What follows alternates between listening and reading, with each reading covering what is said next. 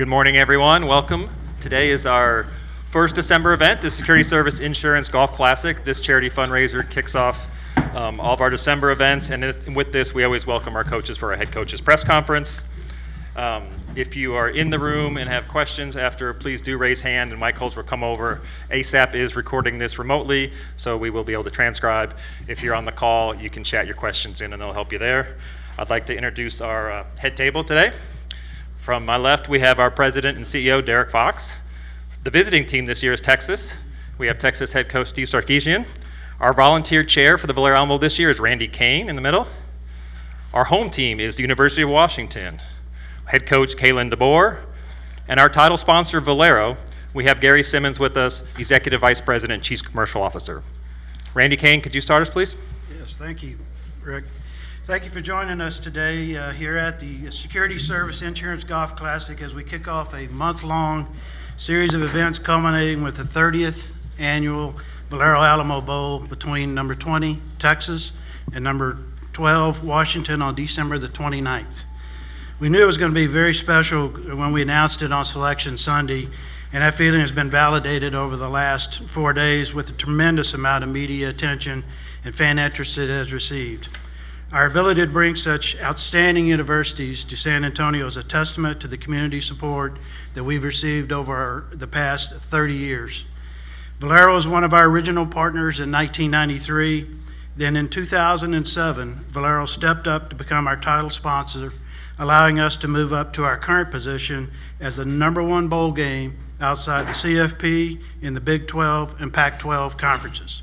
That has allowed us to feature top 20 matchups in 7 of the last 9 years of the CFP, and annually ranked number one among all bowls in local scholarship giving. And I'll say that one more time. Number one among all bowls in local scholarship giving. With us this morning is Gary Simmons, Valero Executive Vice President and Chief Commercial Officer. Please join me in applauding Gary and Valero for their partnership that allows us to bring such quality programs to San Antonio and positively impact our community each year. Gary? Well, thank you, Randy. Valero's proud to help commemorate the 30th anniversary of the Alamo Bowl. It's certainly been a game changer for the city of San Antonio. And at Valero, we're changing the game too, from recycling used cooking oil to make renewable diesel to providing scholarship for local students. Just a couple of examples of things we're doing right now, because at Valero, we know the future is based on the actions that we do today. Valero's thrilled to be a part of this must-see matchup between Texas and Washington. We applaud the efforts of the teams, the coaches, and their families on the successful seasons that they've had. We know that millions of viewers will be tuned to ESPN to see all the excitement inside the Alamo Dome on game day, but it's equally rewarding to see the city of San Antonio become even more alive during bowl week with the teams and their fans here. I'd like to thank everyone with the Valero Alamo Bowl team for what they do every year to make this event such a success. And with that, I'll turn it to Derek to introduce the coaches. Great. Thank you again, Gary, for your support. And we cannot overstate how much we're so blessed to have you as our title sponsor, and definitely fueled our growth to be the top bowl game that we are right now. So again, on behalf of our organization and the entire community, thank you, Gary. Our selection rights give us the opportunity to host teams that excite local supporters, drive visitation, and turn on TV sets. No pressure, guys. The Valero Alamo Bowl is San Antonio's holiday tradition.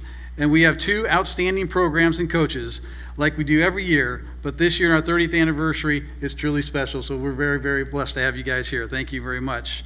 On behalf of the Valero Alamo Bowl, I'd like to welcome Coach Sarkisian and Coach DeBoer to San Antonio. Congratulations to both of you on your successful seasons, and we appreciate you bringing your teams and excited fan bases to San Antonio, and oh, by the way, for scheduling to be here today, because we know it's a very crazy, crazy time, so thank you for making time for us. So first, let me introduce to you the Texas head coach, Steve Sarkisian. In Coach Sarkisian's second year leading the Longhorns, they finished with 8-4 record, number 20 ranking, and a balanced attack, ranking in the top 20 in points per game and top 30 in points allowed per game. This is his first bowl game with Texas, but his second time playing in the Valero Alamo Bowl. His 2011 Washington Husky team scored 56 points, the second highest total in points history. Coach Sarkisian, on behalf of the Valero Alamo Bowl, we're thrilled to welcome you and the Longhorns to San Antonio for the first time, and turn it over to you for an opening statement. Thanks, Derek. You had to remind me of that 2011 game, but there's nothing I can remember. hey, that was a heck of a game, and I'm sure everybody here loved watching that one. So, anyway, thank you for having us. This is a phenomenal experience. We're super pumped to be here. At the end of the day, there's high expectations with what we do, and our players are appreciative of the opportunity that we have, and so. To play the University of Washington and all that they've accomplished this season, and a team that, I'm watching the tape, man, a couple of plays here or there, they're in the college football playoff. So the reality of it is, this is a great challenge for us, and great bowl game, great opportunity, and appreciative of the opportunity. Thank you. Thank you, Coach Sarkisian. Now let's talk to the University of Washington head coach, Kalen DeBoer. All right, thank you. First of all, it's great to be here, and I know our team is excited. Can't wait to take part in the Alamo Bowl, and Coach Sark, and he's got some history with UW as you heard. Just appreciative of what his part is in our history, and looking forward to the great challenge to play UT. We know. That they've had, as you look at their schedule and their season, they've had some great wins and continue to seem to be projecting onward and upward, and so looking forward to the great challenge. Thank you, coaches. If you're in the room, you raise your hand and one of the mic holders will come to you. We'll also do off the chat as well as social media using hashtag Valero Alamo Bowl. First question in the front.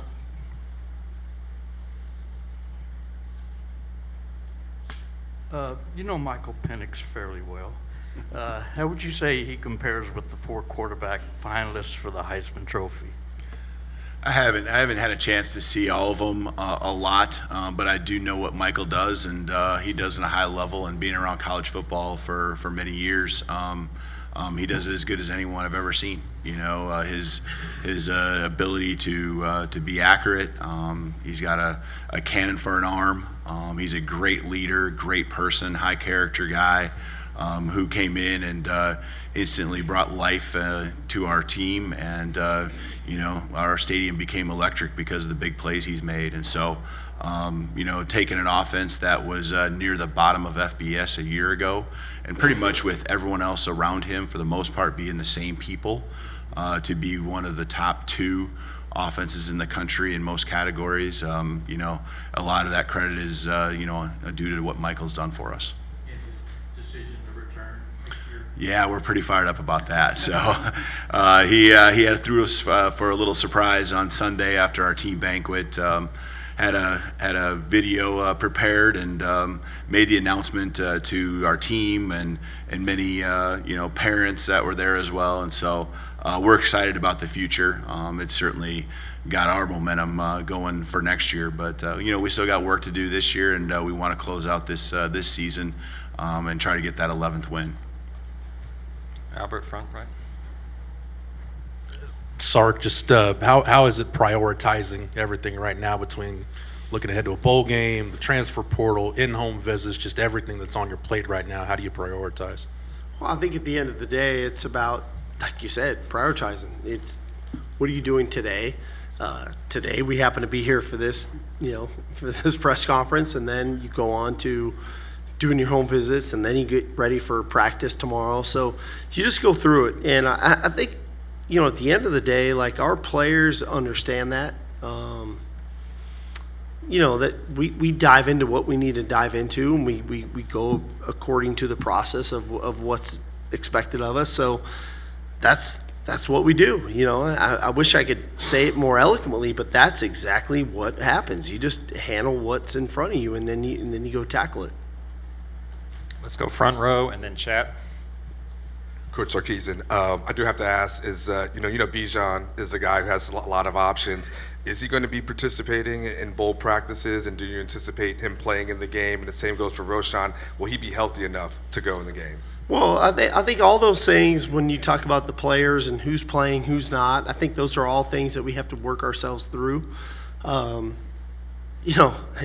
got a lot of things to work himself through, like do I leave to go to the NFL? Do I not? Do I practice? Do I not? Roshan, same thing. So, we work with our players kind of day to day. Well, what do they need? What do they need from us to be the most productive players that they can be?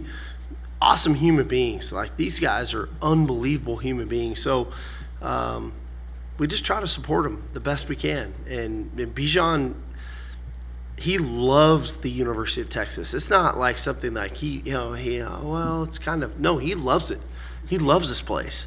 And so for him to decide do I leave early to go to the NFL or not, man, that is a tough decision. That's heavy on anybody.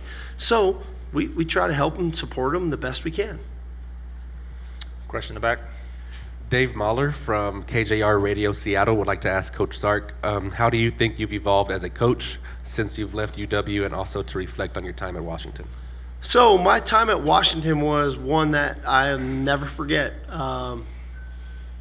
Special time, special place. That place was incredible. The fan base was incredible. I don't take it lightly. You evolve as a coach, obviously, as you go through all of it. And in the end, man, you hope you leave a place better than what you found it. And I think that we did that. Coach DeBoer has done a fantastic job with that program. But in the end, it's like, man, do I think it was better than when it was? But when I got there, yeah, I think so. And I'm appreciative of all the people there. They're great people at the University of Washington, and much respect for everybody there. Thank you. Other questions? We had a social media question for Coach DeBoer. Talk about the ups and downs as he get a 4-0 start, then an 0-2, and now a 6 wins in a row. Anything after that second loss that was the locker room worried? Tell me how you got that to get on the streak. Yeah, I think after the second loss, fortunately, and I guess unfortunately, we were in a time where our health was certainly a big issue, and a couple positions in particular, and we've gotten through it. We've lost some guys for the year that were playing then, but we've been able to at least sustain a positive vibe through all of it, and our resiliency of our guys, I think, really showed up in the last half of the season. And one game at a time, I think we really understood how to play team football, how to trust and believe in each other. And as the year's gone on, we've really gained a lot of confidence that when times are tough, we'll pull through. And those critical moments that we've had, especially in the month of November, that's exactly what we did. So I think a lot of it had to do with some injuries we were going through in the first half of the season, and it kind of came to a head, but I credit our guys. They stuck together. Front row. Coach, how much will you get at Sarkisian? How much will you get the young guys get an opportunity to participate in bowl practices before you start kind of zeroing in? And also, can you maybe speak to Malik Murphy with no Hudson Card there? Does he kind of move into that number 2 spot, and what do you kind of looking for him as well? Yeah, I think this is a great point. Early on in bowl prep, a lot of young guys getting a lot of reps. As many opportunities we can give them to prepare and to show how the growth that they have. And Malik is a great example of that. The idea that now you're the number 2, and what do you need to do, and how do you need to do it, and how do you go about your business. It's a great opportunity for him. So at the end of the day, a lot of work goes into it, and we'll see how far they get, and you never know until their number gets called, but we try to do all we can to get them prepared. Front. Sark, I know you mentioned watching the tape on Washington, just some of your initial impressions from the early study you've done. Score a lot of points. These guys, they score a lot of points. They throw it around, man. Wish I could clinic with Coach DeBoer, but they Michael Penix, those receivers, they do a heck of a job. Their ability to rush the passer defensively and create havoc on the quarterback are issues. But they can score. They score on everybody. It doesn't matter the helmet, doesn't matter who they're playing. They go score, and you gotta be prepared to make sure you're playing 4 quarters and score collectively against them because they can do it at a high level. Kirk in the front, and Max.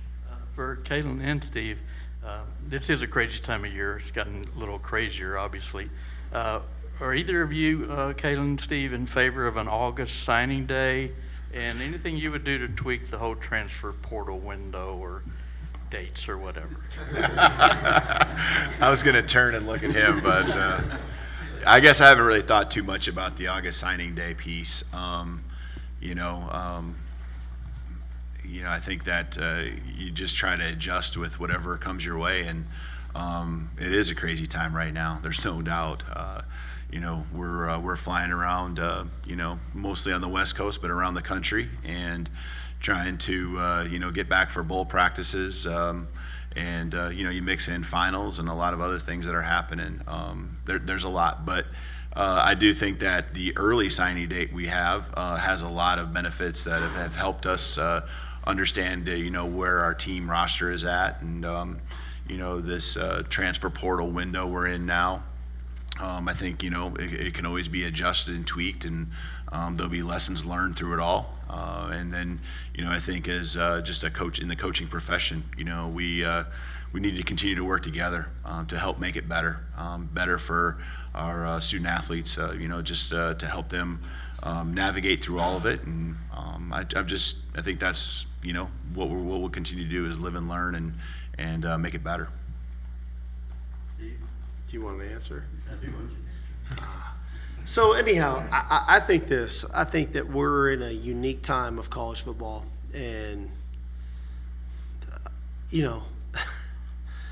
we as head coaches fight our tail off to put our teams in the best position to be successful. And then the reality of it is, it's unique, it's different, it's new, and how do you navigate all this? And so you take it day by day, as Coach just said, like literally day by day. How are we going to navigate today?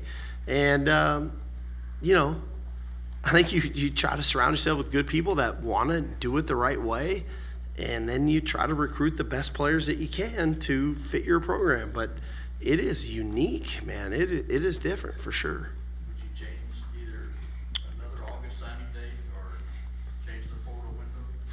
I don't know. I have no idea. I don't know. I'm just trying to deal with what we got now. Are the conversations, Coach Sarkisian, are the conversations that you said you'd have with players about their future, are those complete now that you're starting bowl practices about portal, NFL, that type of thing? No, I think those conversations are ongoing. We got players with real decisions to make, and understandable. I was waiting for the highlight video of one of our players to say he was coming back, but we didn't get that as fortunate as Washington did. But the reality of it is, you just work with the players. Like, it's ongoing, I mean, I wish I could tell you guys, like, man, everything is perfect, everything is good. It's not. Like, we are in this process of working with our players every day to help them be the best that they can be, going on to their future, getting their degree from the University of Texas. Like, it just is what it is, and it's tough. And I feel for our players because they love this place, but yet they have a future to think about too. So that's how we go about it. Question back first, then the front. For Coach Sark, love the Pimpton offer, by the way. In your installation of your offense with Quinn, what are some signs of growth that you want to see from him from year one into year two with these extra practices? Are you going to be able to help him expedite that? Well, I think at the end of the day, our ability to be functional passing the ball, right?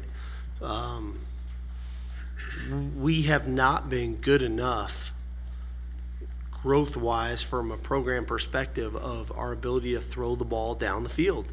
And so that takes time, that takes effort, that takes work. And so that's, whether it's Quinn, whether it's wideouts, whether it's tight ends, like we've got to put in the work to make sure that we're growing in a positive direction to be the best program that we can be. And throwing the ball nowadays is like,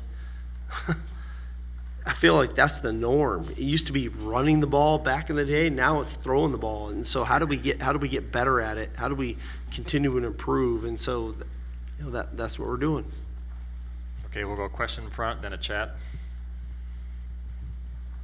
Coach Sark, about a year ago, you guys signed a lot of talented offensive linemen. I'm kind of about a year later. I'm just talk about the growth of some of those young guys. Talk about the job maybe that Kyle Flood has done. I'm kind of curious about the growth. Kelvin Banks, obviously, Hudson, Cam Williams has played a lot, and maybe some of the guys that we haven't seen their growth behind the scenes. Yeah, I love the development of our young offensive linemen.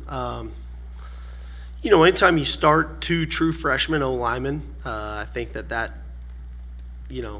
not many people do that. So Kelvin and Cole, what they were able to do, but the development of DJ Campbell, incredible. Cam Williams, incredible. Coach Flood has done an awesome job, and he identified these guys and he's worked with them, and we're reaping the benefits of it. In the back. Coach Sarkisian, Terry Middleton from Horns Illustrated, asking, can you talk about the impact of being in a bowl game has on younger players as they look forward to their next season?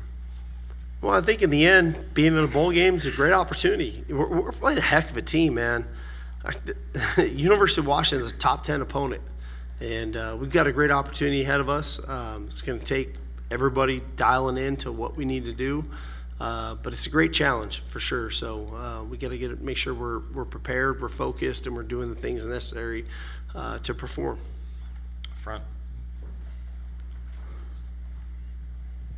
Coach DeBoer, have you talked with, I know Jalen Polks from Texas, and he may get matched up on a high school teammate. Have you been able to talk to him about that matchup, playing at home and maybe playing against Jaron Thompson like at Lufkin High?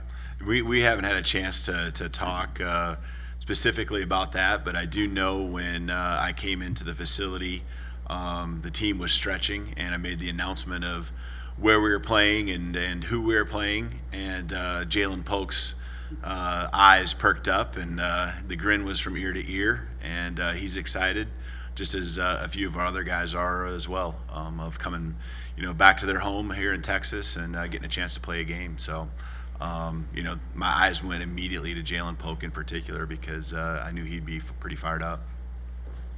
In the middle. Yeah, Kalen, how will USC and UCLA's departure affect the Pac-12 strength going forward, and how is Dion going to shake up your league? That's loaded right there. Hey, I think in a time where everything's just so fluid, from you're talking about teams leaving and coaches coming in. I think we're just always trying to make our league stronger, and that's 2 great programs that have a lot of history in the Pac-12, and so certainly doesn't go unnoticed, and something that we'll have to navigate and work through as a conference. But I feel like the strength of who we are, and not just a conference, but University of Washington will continue to thrive and continue to keep it head in the right direction. And then certainly Coach Prime, I guess I haven't met him in person, but Coach Prime is coming in the league and going to continue to make that program there at Colorado stronger and add value to our league and continue to be a challenge each and every week now. Every team, you got to bring your best, and that will be the case with Colorado. Question front, and then the last question will be on chat. Kalen, I'm not sure how much you and your staff have had a chance to watch Texas yet, but just early video you've watched, just early impressions you and your staff have of Texas. Yeah, I know the staff has started to pour into the film, been on the road recruiting a lot and glanced a little bit, but I think probably the biggest thing is just a balanced team, offensively, defensively, finding ways to win. Looking at just the teams they've played and the wins, and even a couple close losses. That that strength of the team, that it's in there, and we know we're gonna have to bring our best to find a way to meet the challenge that's presented by UT here, in the Alamo Bowl. All right, final question via chat. Back left. Yep. Kim Reynolds says, 123 points scored in Sark's last Alamo Bowl appearance. Any chance we see the same offensive output? This is for me. I'll never forget watching RG3 and that whole crew. That's a great game, and I think that's what the beauty of the Alamo Bowl is. It's like, I know we're not a New Year's Six game, but man, to get two top 20 teams battling at a high level on a national stage, I mean, this is what it's about. So, great opportunity for us, University of Texas, great opportunity, I'm sure, for Coach DeBoer and his program at the University of Washington.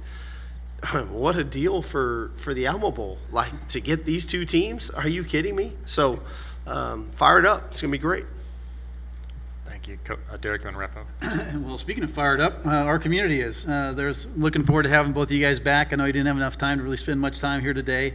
But again, thank you for great years, two great programs, tradition-rich programs that we're really fortunate to have here in San Antonio at this year's Valero Alamo Bowl. So with that, we'll conclude this. Let you guys get back on the road, doing what you're doing. And again, there is a crazy time that you're going through, so I cannot thank you enough for taking the time to be here with us today. So thank you. Thank you. Coaches, if I could have you two pose in the middle, they'd like a one shot together.